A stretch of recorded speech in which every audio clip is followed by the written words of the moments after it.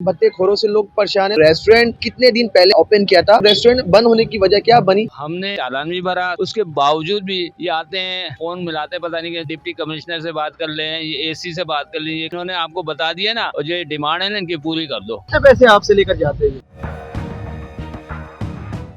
किसने पैसे मांगा था, क्या वजह बनी, आकर ऑपरेशन किया और रेस्टोरेंट बंद करवा दिया? देखो जी, ये जो पूरा एक इन्होंने अपना तरीक़ेकार बनाया हुआ है, जैसे ब्रिटिश गवर्नमेंट ने बनाया था वैसे गवर्नमेंट ने बनाया हुआ है।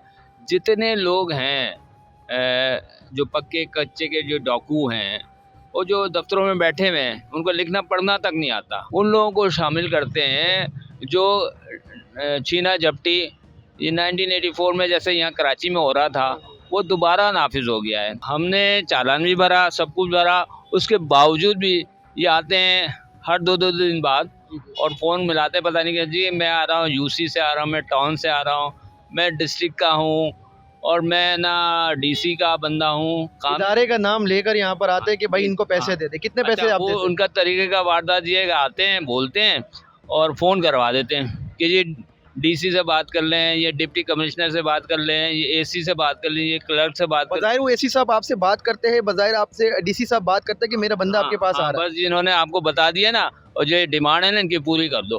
अच्छा, तो वो अच्छा, कभी कहते हैं कि हम इंक्रोचमेंट से हैं, कभी कहते हैं हम है ना लैंड वाले हैं, कभी हम अपने एडवर्टाइजमेंट वाले हैं, मुख्तलिफ। कितने पैसे आपसे लेकर जाते हैं? पहले तो हमसे शुरू में जो 10-10 हज़ार लिया, फिर डिमांड बढ़ा दी 15,000 दो, फिर आखिर में जो ये वारदात हुई है ना, इसमें इन्होंने 2 लाख का हमसे वो किया, डिमांड किया। और दूसरी बात, ये दबे लफ्ज़ों में, कैसे दबे, किसी और के ज़रिए भेजते थे कि इनका तो हमें ना वो जीना हराम कर देंगे या अगर 2 लाख रुपए नहीं देंगे तो। अहम बात ये होती है कि जब ये इंक्रोचमेंट का आ रहा था, तो कहते थे कि इनकी वजह से तुम लोग पे है ना बर्फबारी हो रही है। शाहिद साहब ये भी मुझे बता दें कि टाउन चेयरमैन से आप मुलाकात करे हैं रेस्टोरेंट के हवाले से जो बंद करवा दिया गया, उनकी जानिब से मुलाकात रही आपकी, आपने बताया कि मेरा रेस्टोरेंट बंद करवा दिया है। देखो जी, वो सारे इदारे ना टाउन के अंडर में है जी। मैं टाउन का ये डीसी हूँ, मैं टाउन का एसी हूँ। हमारे बंदे गए थे दरख्वास्त देने थाने, उनको कोई सुनवाई नहीं, नो लिफ्ट का बोर्ड, उल्टा उनको ये जर्क दिया गया कि वरना बंद कर देंगे तुम्हें। अच्छा, ठीक है, हाँ। तो हमारा मैनेजर गया था, उसको बोला जर्क करके बंद कर देंगे। तो कहने मतलब ये है कि सुनवाई बिल्कुल शटर डाउन कर दिया। और सुबह 5:30 बजे का टाइम था, बगैर मोबाइल्स के, पुलिस के मोबाइल के ये आए 60-70 लोग हथियार में, और आते ही हमारे गार्ड को एरवान बुला के बिठा दिया।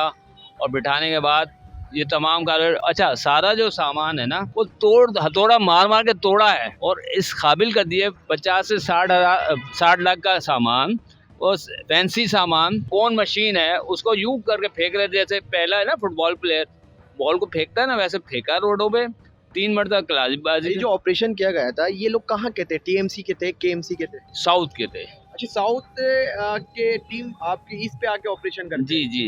शाहिद साहब मुझे बताइएगा, आप बैनर भी लगाए हुए हैं कि सिस्टम की भत्ताखोरी के खिलाफ रेस्टोरेंट बंद है, ये आप किसको पैगाम दे रहे हैं? मैं आवाम को पैगाम दे रहा हूँ, क्योंकि इंतज़ामिया की जून नहीं रेंग रही। हमारे पास लोग आते हैं, पूछने के आते हैं, जैसे सामने आ रहे थे अभी, पिछले 2-3 और आए। उसकी वजह क्या है कि हमारे जितने भी लोग हैं जो चला रहे हैं उनको तो पता है। तो यार ये कौन सा तरीक़ेकार है, हमें लाओ चालान दो, चाहे 1 लाख का दो या 50,000 का दो, 6 महीने का दो या साल का दो, हम जमा करेंगे, मगर ये जो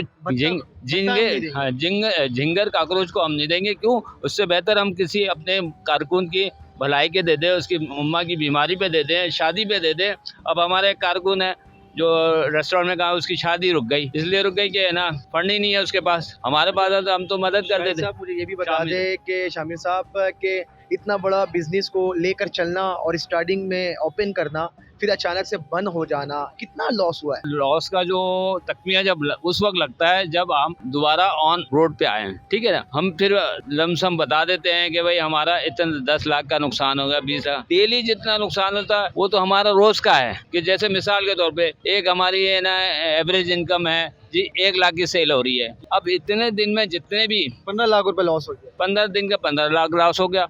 उसके साथ जो हम दे रहे हैं स्टाफ को तो वो अलग है, और जो हम है ना अपने स्टाफ को खाना पीना क्या भाई फ्रॉम ही करते हैं, बेचारे आते हैं, तो वो वाला भी हिसाब है। फिर हमारा अपना ज़ाती खर्चे हैं जो इस रेस्टोरेंट से हम पूरा करते थे। अच्छा, कुछ है ना यूटिलिटी बिल्स होते हैं जो महीने के महीने होते हैं, वो भी हमारी जेब से जाना है। ऐसे ही 2-2.5 लाख रुपए तो वैसे ही आ जाते हैं, बिजली का, पानी का, गैस का।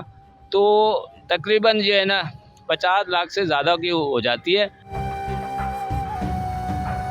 जब आप फैमिली के साथ आते थे तो कैसा माहौल था, और आपको ये जब पता चला बंद है रेस्टोरेंट और कैफ़े, तो कैसे फील कर रहे हैं आप? जी, हम यहाँ पर तकरीबन 5-6 दफ़ा पहले आ चुके हैं और ज़ाहिर है फैमिली के साथ ही आते हैं। एक अच्छा एनवायरनमेंट है, अच्छा माहौल मिलता है, अच्छी क्वालिटी की चीज़ मिलती है भाई, सीधी-सी बात है।